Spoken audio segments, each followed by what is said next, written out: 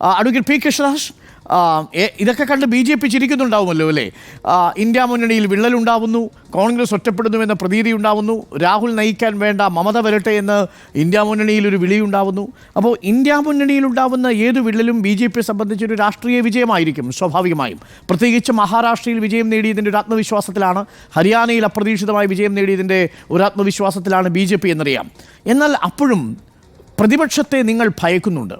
പ്രതിപക്ഷം ഉയർത്തുന്ന വിഷയങ്ങളൊന്നും BJP പാർലമെന്റിൽ ചർച്ച ചെയ്യാൻ താല്പര്യപ്പെടുന്നതേയില്ല.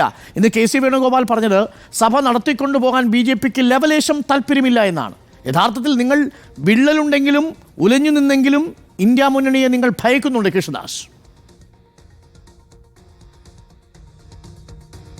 ഡോക്ടർ അരുൺ, ഇവിടെ പ്രതിപക്ഷത്തെ ഭയക്കേണ്ട കാര്യം എന്താണ്?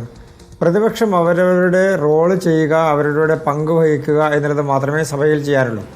കഴിഞ്ഞ എത്രയോ നാളുകളായി ലോകസഭയിലാണെങ്കിലും രാജ്യസഭയിലാണെങ്കിലും പ്രതിപക്ഷം എടുക്കുന്ന അവരുടെ ക്രിയാത്മകമായിട്ടുള്ള പങ്ക് എന്താണ്? അവർ ഏതെങ്കിലും ഒരു ചർച്ചയ്ക്ക് തയ്യാറാകുന്നുണ്ടോ? ഏതെങ്കിലും ഒരു വിഷയം ക്രിയാത്മകമായി ആ വിഷയം സഭയിൽ ഉന്നയിച്ചുകൊണ്ട് അത് മുന്നോട്ട് കൊണ്ടുപോകാൻ ആഗ്രഹിക്കുന്നുണ്ടോ? അതിനെല്ലാം അപ്പുറത്തേക്ക് ഏതെങ്കിലും വിഷയം ഉന്നയിക്കാൻ വേണ്ടി ശ്രമിക്കുക, അതിനെ തുടർന്ന് അവർ തന്നെ വാക്കൗട്ട് നടത്തുക, അതിനെ തുടർന്ന് ബഹളമുണ്ടാക്കുക, ഈ തരത്തിൽ ഉള്ള കലാപരിപാടികളുമായി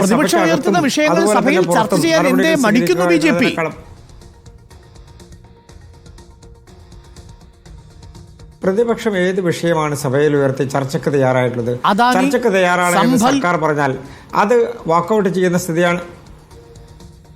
അതൊക്കെ അടിയന്തര പ്രമേയമായി വന്ന കാര്യങ്ങളല്ലേ? അടിയന്തര പ്രമേയമായി വന്ന കാര്യങ്ങൾ അനുമതി നൽകിയില്ല എന്നുള്ളതല്ലേ അവരുടെ ഏക ആരോപണം?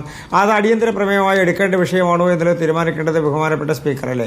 അതിനേക്കാൾ അപ്പുറത്ത് സഭയിൽ നോർമലായി നടക്കുന്ന ചർച്ച, അതുമായി ബന്ധപ്പെട്ട് ഉന്നയിക്കപ്പെടുന്ന വിഷയങ്ങൾ, അതിനപ്പുറത്തേക്ക് ഇപ്പോൾ കഴിഞ്ഞ 2 ദിവസമായിട്ട് എന്താ ബഹളം നടക്കുന്നതിന് കാരണം? അത് അദാനിയല്ലല്ലോ, അത് സംഭാലുമല്ലല്ലോ, അത് സോണിയാഗാന്ധിയും കോൺഗ്രസ് നേതാക്കന്മാരും ഒക്കെ ആയി ബന്ധപ്പെട്ടുകൊണ്ട് ഉയർന്നു വന്നിട്ടില്ല ജോർജ് സോറസുമായി ബന്ധപ്പെട്ടുകൊണ്ടുള്ള വിഷയമല്ലേ? പത്രം നിഷേധിച്ചിട്ടുണ്ട്. BJPയുടെ മുഖത്തേറ്റടിയാണ്. ആ തെളിവും പോയി.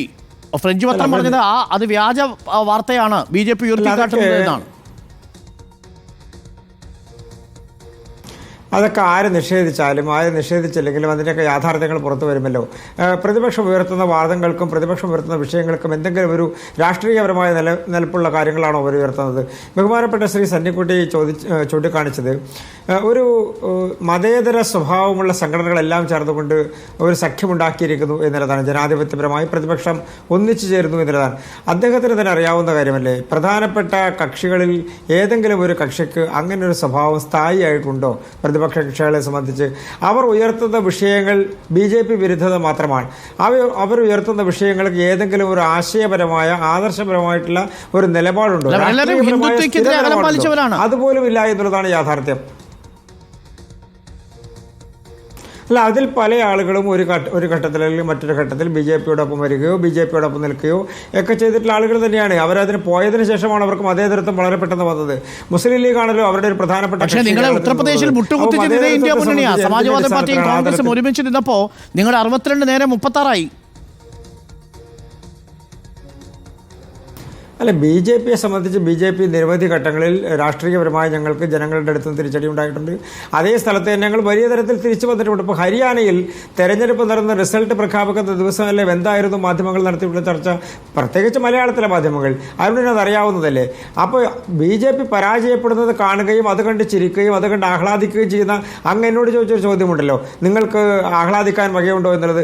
ഈ ആഹ്ലാദിക്കാനുള്ള വക BJP പരാജയപ്പെടുന്നുള്ള റിസൾട്ട് വരുമ്പോൾ മാധ്യമങ്ങളടക്കം പ്രതിപക്ഷ പാർട്ടികളടക്കം ബഹുമാനപ്പെട്ട സന്നിക്കുട്ടിയെ പ്രകം ചിരിക്കുമോ എന്ന് എനിക്കറിയില്ല. പക്ഷേ കേരളത്തിലെ അടക്കമുള്ള പ്രധാന രാഷ്ട്രീയ നിരീക്ഷകരടക്കം അവരെല്ലാം ആഹ്ലാദിച്ചിരുന്നൊരു ഘട്ടമുണ്ടായിരുന്നു. അതിൽ നിന്ന് മാറ്റം വന്നു. വളരെ പെട്ടെന്ന് ഉച്ചയായപ്പോഴത്തേക്ക് ഫലം മാറി മറഞ്ഞു.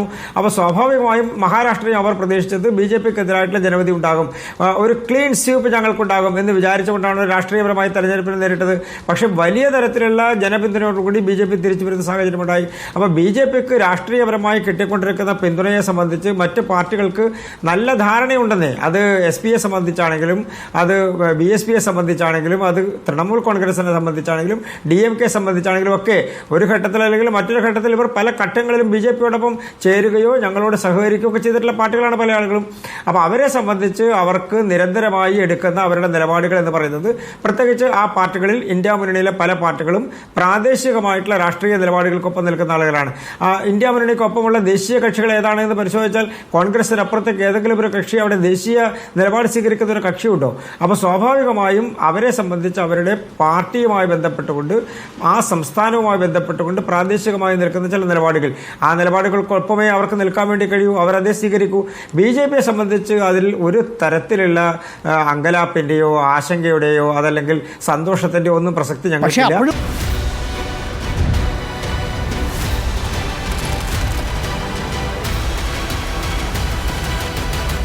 Debate with Dr. Arun Kumar.